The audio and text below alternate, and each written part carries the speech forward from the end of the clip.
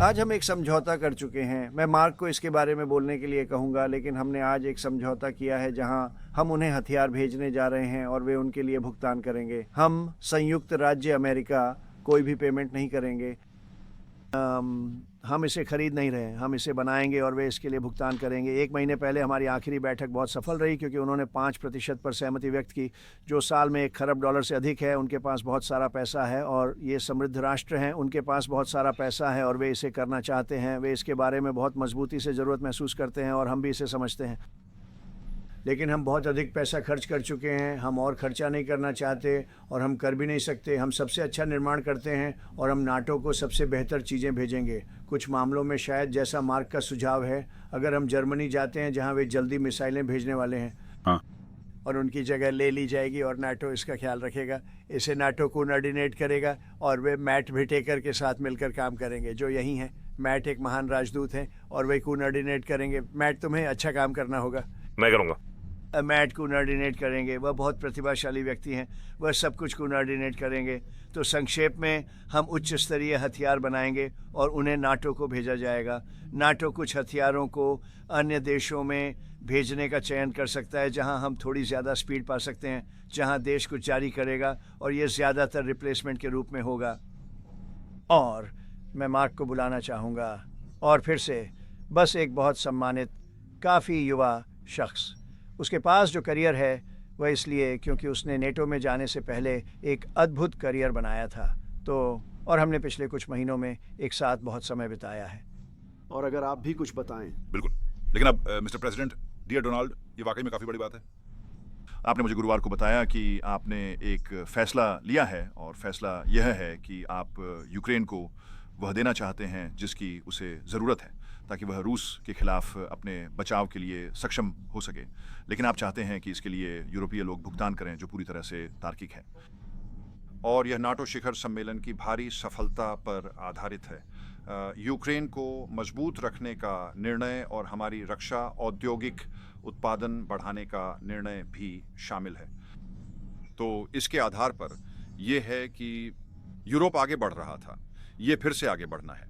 तो मैं आपसे कह सकता हूं कि इस समय में जर्मनी मुख्य रूप से, लेकिन Finland, Denmark, Sweden, Norway, UK, Netherland और कनाडा, वे सभी इसका हिस्सा बनना चाहते हैं। और यह सिर्फ पहली लहर है, इसके बाद और भी आएंगी। तो हम जो करेंगे वह यह है कि नेटो सिस्टम्स के माध्यम से काम करेंगे, ताकि यह सुनिश्चित कर सकें कि हमें पता है कि यूक्रेनियन को क्या चाहिए, जिससे आप पैकेज बना सकें।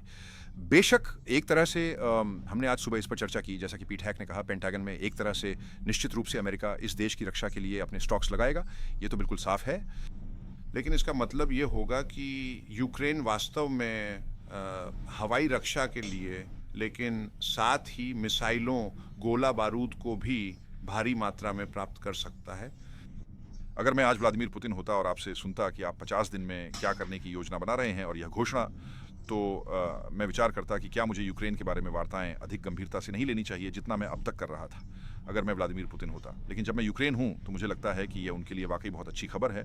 तो मैं इसके लिए आपका सच में धन्यवाद करना चाहता हूं। और इसका मतलब है कि यूरोपीय इसके लिए भुगतान कर रहे हैं। और फिर से मैंने इन सभी देशों का उल्लेख किया, हम इसका समाधान करेंगे। और जैसा आपने कहा, इसका मतलब यह भी हो सकता है कि देश जल्दी से उपकरण यूक्रेन भेजें और फिर बाद में अमेरिका से वापस भेजें, क्योंकि यहाँ गति महत्वपूर्ण है। तो सच में धन्यवाद। महत्वपूर्ण। आप बहुत अच्छा काम कर रहे हैं, ये सच में बहुत अच्छा काम है। तो मैं बात करूंगा। और फिर मिसाइलें कीव में जा रही हैं और 60 लोगों को मार रही हैं। इसे रुकना होगा, इसे रुकना होगा।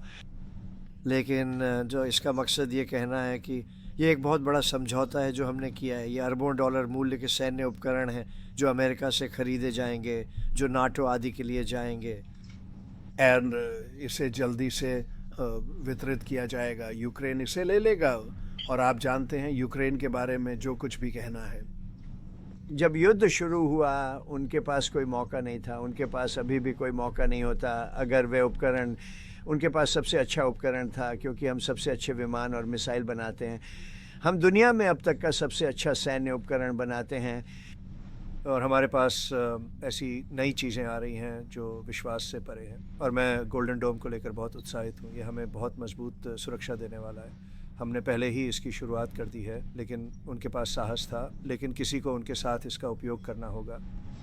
और उन्होंने अद्भुत साहस के साथ लड़ाई लड़ी और वे अद्भुत साहस के साथ लड़ाई जारी रखे हुए हैं, लेकिन उनके पास नहीं है, वे उपकरण में हार रहे हैं। दूसरी तरफ रूस वास्तव में बहुत मजबूती से आगे बढ़ रहा है, बहुत बहुत मजबूत। मेरा मतलब है उन्होंने पिछले कुछ हफ्तों में जो किया है, वो भी सैन्य कारणों के बिना। इसलिए वे जो कर रहे हैं, जैसे ड्रोन भेजना, क्या वे मिसाइलें हैं, शहरों पर बमबारी कर रहे हैं, ये सैन्य लक्ष्यों के कारण नहीं है, ये बस दहशत फैलाने के लिए है, लोगों को उनकी नींद से जगाना और शहरों को निशाना बनाना। ये वास्तव में भयानक है और इसका मतलब है कि बहुत से लोग अपनी जान गंवा रहे हैं, लेकिन साथ ही बुनियादी ढांचा और पूरे के पूरे शहर भी। वे बिजली को खत्म कर रहे हैं, इसे पुनर्निर्माण करने में वर्षों लगेंगे। यह अगली समस्या होने वाली है, लेकिन यह सब बहुत समय लेगा। कई शहर जमीन पर गिर गए हैं, कई लोग जा चुके हैं, लेकिन कई लोग रुके हुए हैं। मुझे नहीं पता, वे वास्तव में रुके हुए हैं। ज़्यादातर लोग वास्तव में रुक गए हैं। ये अविश्वसनीय है कि वे रुकते हैं और जानते हैं कि एक मिसाइल आपके अपार्टमेंट हाउस को मार सकती है और आपके ऊपर अपार्टमेंट हाउस गिर सकता है जिसमें आप बैठे हैं। और वे बहुत भारी निर्माण करते हैं, वे रिबार का उपयोग नहीं करते, वे बहुत मोटे कंक्रीट का निर्माण करते हैं। वे भारी इमारतें, बड़ी इमारतें और भारी इमारतें ऐसे ढह जाती हैं जैसे वे कागज़ से बनी हों। यह अविश्वसनीय है कि यह हो रहा है और इतने सारे लोग मारे जा रहे हैं।